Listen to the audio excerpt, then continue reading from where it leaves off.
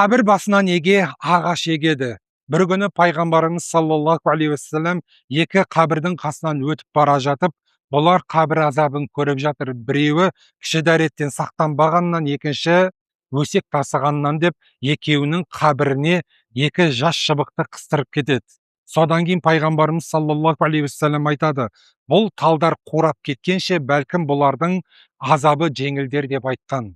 Ғалымдарымыз айтады, қандай да біреу зираттың басына тал егіп немесе жеміс бар ағашты егетін болса, сол жемістен адамдар болсын немесе жануарлар кеп жейтін болса, сауабы қабірдегі адамға барады деген.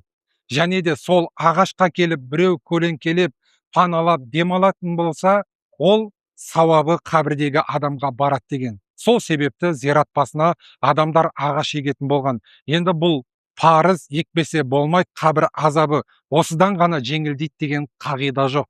Ексеңіз сауап, құба құп жақсы, құп көрілген амал, ал екпесеңіз күнә емес.